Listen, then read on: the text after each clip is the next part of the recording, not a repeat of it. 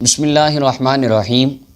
ایک صاحب نے سوال کیا انجینئر محمد علی مرزا صاحب کے حوالے سے، ان کا جی کہ جناب مولا علی المرتضیٰ شیر خدا رضی اللہ تعالیٰ عنہ کے بارے میں کہ آپ کے لیے ایک مرتبہ سورج واپس آیا تھا، یہ حدیث صحیح ہے یا یہ حدیث اصول محدثین کے مطابق صحیح نہیں؟ اس کے علاوہ ایک اور واقعہ بھی بعض روایتوں میں آیا ہے سورج کو واپس پلٹانے والا، لیکن اصول محدثین پر وہ واقعہ ثابت نہیں ہے۔ تو اس کے بارے میں میری یہ عرض ہے کہ اس حدیث مبارکہ کی کل 19 سندیں ذخیرہ حدیث میں آئی ہیں، 19 سندیں، جن میں سے صحیح الاسناد روایات بھی آئی ہیں، جن کی سندیں بالکل پرفیکٹ اور ٹھیک روایت ہیں۔ سب سے پہلے اس کو حضرت امام طحاوی رحمۃ اللہ علیہ نے مشکل الاثار کے اندر نقل فرمایا، حدیث نمبر 898۔ اس کے علاوہ امام طبرانی رحمۃ اللہ علیہ نے اپنی کتاب معجم الکبیر، اس کی 24ویں جلد ہے اور صفحہ نمبر 144 ہے، اس کے اوپر اس کی جو سند ہے وہ بالکل صحیح سند ہے، ثقہ راویوں والی۔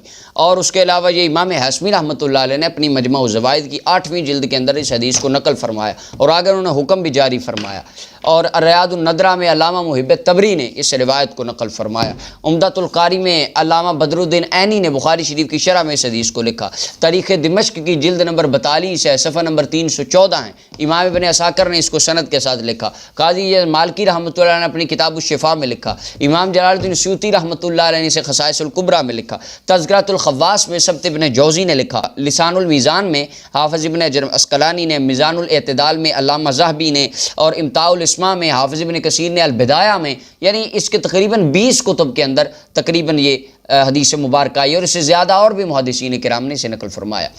تو عرض یہ ہے اس کی 19 سندیں کل ذخیرہ حدیث میں آئی ہیں، جن میں سے صحیح اسناد بھی کتب احادیث میں موجود ہیں۔ اس حدیث مبارکہ کا جو متن امام طحاوی رحمۃ اللہ علیہ نے لکھا وہ یوں ہے: وعن اسماء بنت عمیس رضی اللہ عنہا قالت کان رسول اللہ صلی اللہ علیہ وسلم یوحى الیہ ورأسه فی حجر علی فلم یصلی العصر حتی غربت الشمس فقال رسول اللہ صلی اللہ علیہ وسلم اللہم ان علی کان فی طاعتک وطاعت رسولک فردد علیہ الشمس۔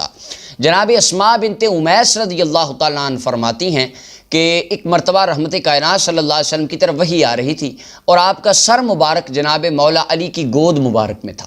آقا کریم علیہ السلام کی بظاہر آپ نے اپنی چشمان مبارک کو بند فرمایا ہوا تھا۔ نبی علیہ السلام نے عصر کی نماز پڑھ لی تھی، جبکہ جناب علی المرتضیٰ نے بھی عصر کی نماز ادا فرمانی تھی۔ تو عصر کی نماز کا وقت چلا گیا، سورج غروب ہو گیا، تو جناب حیدر کرار رضی اللہ تعالیٰ کے دل میں اس بات کا بڑا ملال پیدا ہوا کہ میری تو نماز قضا ہو گئی۔ اس وقت نبی کرم صلی اللہ علیہ وسلم نے دعا فرمائی: اللہم ان علی کان فی طاعتک وطاعت رسولک فردد علیہ الشمس۔ اے اللہ، علی تیری اطاعت میں تھا اور تیرے رسول کی اطاعت میں تھا، اس پر سورج کو واپس لوٹا دے، میرے علی کے لیے سورج کو واپس لوٹا دے۔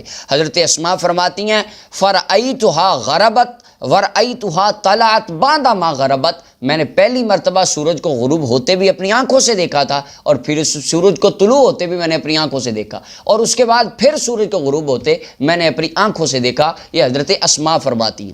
اب اس حدیث مبارکہ کا حکم کیا ہے؟ امام ہاشمی رحمۃ اللہ علیہ مجمع الزوائد کے اندر فرماتے ہیں رواہ کلہ الطبرانی باسانید۔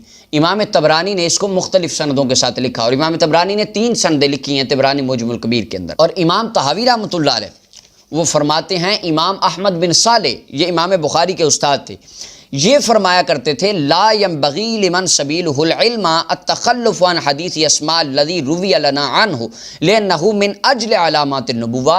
امام بخاری کے استاد فرمایا کرتے تھے، وہ بھی اس سند کے اندر ان کا نام ہے، میں آگے چل کر عرض کرتا ہوں، وہ فرمایا کرتے تھے کہ جو طالب علم دین کا طالب علم ہے اس کو یہ بات زیب نہیں دیتی کہ وہ حدیث اسماء لوگوں کو نہ سنائے اور حدیث اسماء خود پڑھے نہ۔ کیوں؟ لأنه من اجل علامات النبوہ، کیونکہ یہ رحمت کائنات کی نبوت کی نشانیوں میں سے ایک بہت بڑی نشانی ہے، رسول پاک کا معجزہ ہے، مولا علی کے لیے ایک کرامت ہے۔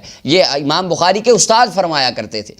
اور فتح الباری میں امام ابن حجر عسقلانی کتاب فرد الخمس کے تحت اس بات کو لکھتے ہیں، فرماتے ہیں انہوں نے اس حدیث کو لکھا اور پھر لکھا وَهَذَا أَبْلَغُ فِي الْمُعْجَزَةِ، مولا علی المرتضیٰ کے لیے سورج کا واپس آنا یہ رسول پاک کا بہت بلند ترین معجزہ تھا۔ وَقَدْ أَخْطَأَ ابن الجوزی بِإِيرَادِهِ لَهُ فِي الْمَوْضُوعَاتِ وَقَدْ ابن تیمیہ، کہ امام ابن تیمیہ اور امام ابن جوزی نے جو ان کو موضوعات میں 1-2 سندیں دے کے لکھ دیا تو یہ انہوں نے غلطی کی ہے، یہ حافظ ابن حجر اسقلانی کہتے ہیں، کیونکہ امام ابن حجر اسقلانی کہتے ہیں اس کی صحیح سندیں بھی کتب حدیث میں موجود ہیں۔ اب اس کی سند کی طرف باز کر دیں۔ اب اس حدیث مبارکہ کا اس کی سند دیکھتے ہیں کہ واقعی یہ اصول محدثین کے مطابق صحیح نہیں ہے۔ اس کی میں نے عرض کیا 19 سندیں ہیں، بعض اسناد ان میں سے کمزور ہیں، ضعیف الاسناد ہیں۔ جو سند امام طحاوی نے لکھی اور امام طبرانی نے لکھی، اس سند کے تمام راوی ثقہ راوی ہیں اور یہ بالکل صحیح سند ہے۔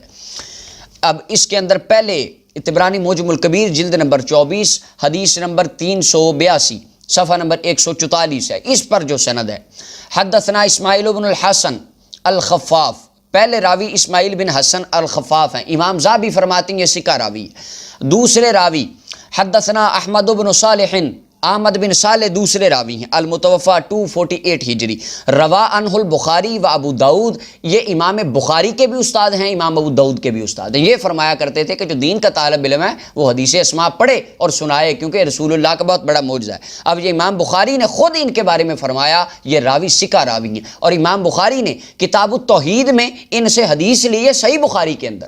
اب یہ امام بخاری کے استاد اس سند کے راوی ہیں۔ اور اگلے راوی حدثنا محمد بن ابی فدیک، تیسرے راوی محمد بن ابی فدیک ہیں، ان کے بارے میں امام شافعی رحمۃ اللہ علیہ نے ان سے روایات لی ہیں، اور امام ذہبی فرماتے ہیں یہ ثقہ راوی ہے سیر اعلام النبلاء میں، امام ابن حجر اسقلانی فرماتے ہیں یہ صدوق سچے راوی ہیں۔ اب چوتھے راوی محمد بن موسیٰ الفطری ہیں، صحیح مسلم کے اندر بھی ان کی روایت ہیں اور سنن اربع کے اندر بھی انہوں نے بھی ان سے روایات لی ہیں۔ امام بخاری رحمۃ اللہ علیہ نے تاریخ کبیر میں فرمایا کہ یہ راوی ثقہ راوی ہیں۔ اور اگلے راوی عون بن محمد ہیں، عون بن محمد کے بارے میں امام ابن حبان فرماتے ہیں یہ ثقہ راوی ہیں، اور امام بخاری رحمۃ اللہ علیہ نے تاریخ کبیر میں ان کا ذکر فرمایا۔ یہ بعض آپ کہتے ہیں ہمیں تو ملا ہی نہیں عون بن محمد کا، اور مرزا صاحب نے بھی 2 سندیں دیکھ کے کہہ دیا ان کا یہ تو اصول محدثین پہ پوری نہیں اترتی، حالانکہ اس کی یہ سند بالکل صحیح ہے۔ اب 19 سندوں میں سے بندہ ایک ضعیف سند لے اور کہہ دے حدیث ہی جھوٹی ہے، یہ ضعیف ہے، یہ اصول محدثین پہ اترتی نہیں، جبکہ اس کی باقی سندوں کو بندہ دیکھے ہی نہ۔ اب اس کو یتیم العلمی کہیں یا علمی خیانت کہیں، یہ آپ خود اندازہ کیجیے۔ عون بن محمد کی امام ابن حبان نے توثیق بھی فرمائی، امام بخاری نے تاریخ کبیر میں ان کا ذکر بھی فرمایا جلد 7 میں۔ اور اگلی راویہ آخری عون بنت محمد بن جعفر بن ابی طالب ہیں، امام مزی رحمۃ اللہ علیہ تہذیب الکمال کے اندر فرماتے ہیں روات عن جدتها اسماء بنت امیس، انہوں نے اپنی جدہ اسماء بنت امیس سے روایات کی ہیں۔ یہ بعض اب کہتے ہیں ہمیں تو ان کا حال ہی نہیں ملا، امام مزی نے ان کی ڈیٹیل لکھ دی اور ابھی وہ کہتے ہیں نہیں ہمیں حال ہی نہیں ملا۔ اور روا لہا ابن ماجہ، امام ابن ماجہ نے ان سے روایات لی ہیں، اور ان کے بیٹے عون بن محمد نے ان سے روایت لی ہیں۔ علامہ مزی نے تہذیب الکمال میں ان کی ڈیٹیل لکھ دی۔ اب 19 سندیں اس حدیث مبارکہ کی پوری کتب حدیث میں 20 حوالہ جات میں نے عرض کر دی ہیں، یہ لکھی ہیں۔ اور ایک سند کو کہیں نہیں جی یہ تو اصول محدثین پہ اترتی نہیں ہے ہی نہیں، یہ منسوب ہو گئی، بس ہم تو مانتے ہی نہیں۔ 19 سندیں ہیں اس کی، جو یہ سند امام طبرانی نے لکھی یہ بالکل ثقہ راویوں والی پکی سند ہے۔ اب جس بندے نے یہ پڑھی نہیں، اب جس کو ایک راوی کا اوپر سے دیکھ کے عربی ترجمہ نہ آئے، وہ کہتا ہے نہیں آپ نے تو بابوں کی کتابوں میں لکھا ہے، لکھا ہی کوئی نہیں، جھوٹ گھڑ دیا آپ نے۔ 19 سندیں اس بات کی ہیں۔ وہ کسی شاعر نے کہا تھا یہ ضروری تو نہیں آگ سے جل جائے بشر، بغض حیدر بھی کلیجوں کو جلا دیتا ہے۔ یہ مولا علی المرتضیٰ کرم اللہ وجہ الکریم کے بارے میں حضور نے فرمایا تھا علی تجھ سے محبت صرف مومن کرے گا، اور منافق کبھی محبت نہیں کرے گا، وہ تجھ سے ہمیشہ بغض ہی رکھے گا۔ اللہ تعالی ہمیں حیدر کرار رضی اللہ عنہ آپ کی سچی سچی محبت عطا فرمائے، اور ان کے بتائے ہوئے طریقوں پر ہمیں عمل کی توفیق عطا فرمائے۔